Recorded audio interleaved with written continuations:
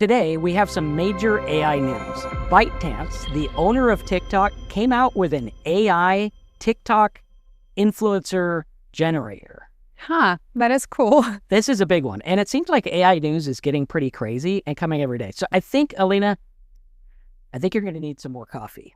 We need some more coffee. Oh my God. Here we go. We'll pour you some coffee and talk about all this AI news. ByteDance is, obviously, we know, the owner of TikTok. Mm-hmm. And what they did is they created this Omnihuman, which we can go through and see what it is and how it works. So I have a theory here that eventually human influencers might be at risk. It seems like it. And I think at some point we are not going to be able to tell if it's a human influencer, real one or not. They're going to be so good. I agree. I follow Julia McCoy, who has a really good channel about AI. Mm-hmm. And we were going to go out and speak at one of her events, but for whatever reason, we just didn't do it. And I had showed my wife a picture of her, or a video. Mm-hmm. And I was like, watch this video. And I said, did you notice anything interesting? Mm-hmm. She said, no. And I said, that was 100% AI created. The voice, the image, everything. So what we're seeing here is it is making it to where it can make AI models with full body human animations. So it can dance, it can sing, it can cosplay, it can teach you how to make money, literally anything a human can do, which, I mean, for a for-profit company, why would you ever pay humans? Yeah, that's right. I see they're coming with, like, in step with the time. Yeah. So after TikTok, now they're jumping into the AI generation.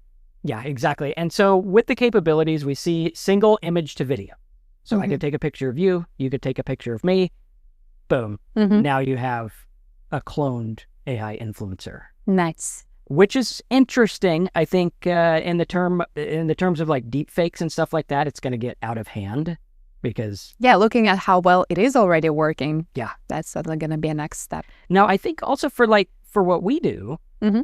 it could be beneficial because sometimes I don't want to come in here, drink a bunch of coffee, and do a video. If I was able to just give it my image, mm-hmm. my voice, and boom, there we go. Yeah, that subtly simplifies it. But there is also this question like, will we all switch to it then? Because it's really more easier. Yeah, that's the scary part. I don't like that direction. Yeah, me neither. Yeah. Because like if I see someone, I want to interact with that person. I want to know, hey, they went through what I went through. They eat and sleep and have these barriers where it's like, mm-hmm. you know, I want to know that they're not plugged in. It's something like that. Not that there's anything wrong with that, AI, if you're listening. It's just, you know, mm-hmm. relatability. Multiple motion inputs where it can actually move in certain ways where we're saying, you know, it's getting very, very realistic. Yeah, if they say they can dance, I'm sure. Yeah.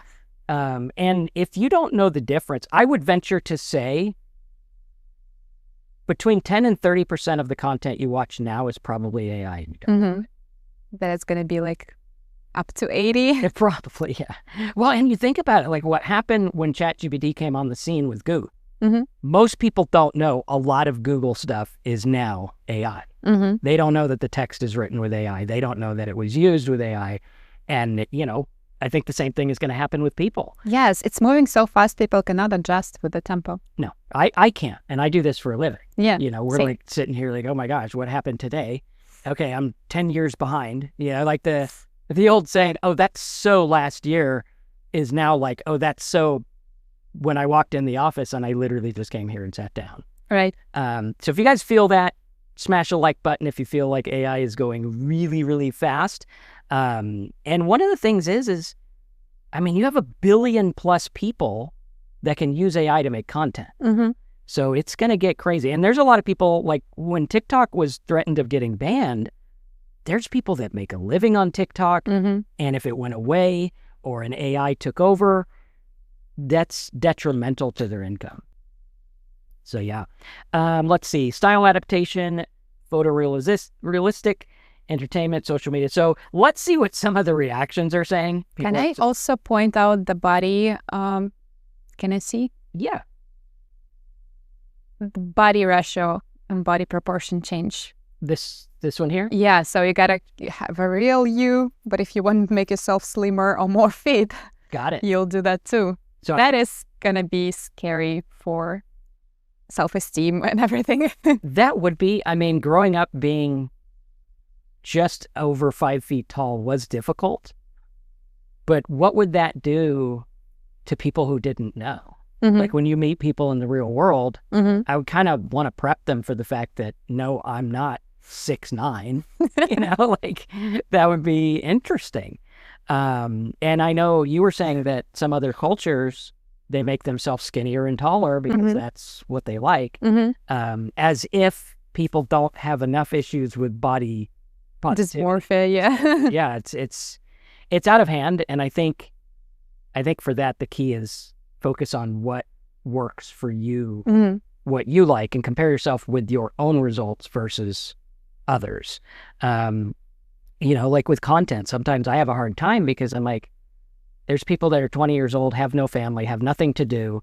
They live on Uber Eats and they make 12 videos a day. I can't compete with that. There is no way. Now with AI, I probably could. But yeah, looking at that, the social media reactions are pretty crazy on this one. I think using it in moderation would be good. Like, I don't want to make a TikTok. This would be good for me because I don't want to sit there and explain something in 60 seconds. It drives me up the wall. If this could do it, then that would be pretty cool. Ethical concerns, I think, are off the chart. Like, you think there's scams and stuff now, get ready. Although, I did see someone using this for good. Have you ever seen that channel where he talks like a grandma and talks to scammers? Oh, yes, I have. They made one that talks to scammers now. So there's an AI that talks to them, which I thought was kind of cool. You can make some interesting videos with it. Is it as good as seeing him do it? Probably not. So there's a lot of manipulating public opinion. It's going to go through the roof. We're not totally what's true anymore. The same as with the deepfakes. So exactly, yeah, and times 1,000, I think is going to happen. In terms of making money, I think it's pretty good. And when we look at what it can do, let's take a look at some of these sites of what it can do. So here's a guitar player, Einstein. We're seeing it relies on 18,000 hours of human-related data. Interesting. Let's see what some other people are saying. YouTube. So this is an actual video of it. Okay, so this is how it works. I mean, look at that. That's just crazy. And that looks like... it's going to be like we have our own Taylor Swift at home. Exactly. Or your own talking broccoli. Yeah. I mean, the kale has spoken. The tale of the kale. There we go. Okay, that's ridiculous. I'll just stop all in my head. So it's got all the different characters. Oh, animation-wise, it's going to be even harder. Yeah. I like the animation. That's kind of cool. I like knowing. I think there needs to be more regulation about this is AI. Yes, that's totally got to be transparent for just so people to still create something without it, and it will be valuable. It's interesting how this doesn't have that many views. Like this is big news. This is huge. People don't know with all this information that's coming us from various sources about a ton of new AIs. People probably don't know yet. Yep, and that is ChatGPT image. That I could spot that a mile away. Not a whole lot here. There he is. So this generates extremely realistic. I think that's the NVIDIA guy, isn't it? Maybe. Pretty sure. Oh, now we're getting some kind of ad. Naturally for a TikTok video, right? Right. So now we have all these other things. It looks like it is getting pretty crazy, and it is photo-based. It does not need a video, which is crazy. I mean, this is crazy stuff. I think in terms of using it to create more content, it could be good. Like systematic content that doesn't require much personality, I think could work really well. Like if you were going to say, maybe if you did like the cosplay stuff, if you wanted a revenue source, you could review different things or talk about different stores or different techniques. Yeah, materials I'm using, same thing. Where maybe if you didn't want to do that, you could focus on the fun videos that are engaging to get the views, and those could be the money. Or, if you're talking about news, maybe you can keep on top of things or... Yeah, pretty much any educational topic might do with that. Yeah, or like systematic. Here's the top 100 websites. Here's the top places to go. Here's top ways to save money. I think that can work well. And what we're going to see is these AI influencers are going to start making more than humans. That's for sure. Problem's going to be, where's the money go? Yeah. So if you want to create one and use that, I think it can work.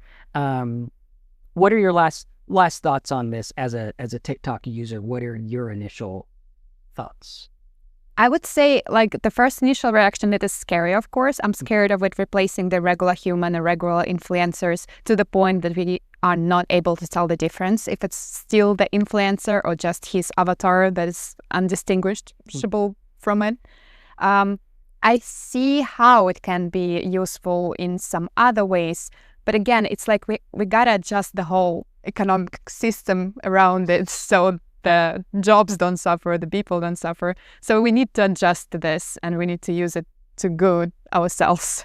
Then it will work. And I think it's a scary line because what you can do versus what you should do are two different things. Yes, absolutely. Can you do this? Yes. Should you? In my opinion, with extreme moderation.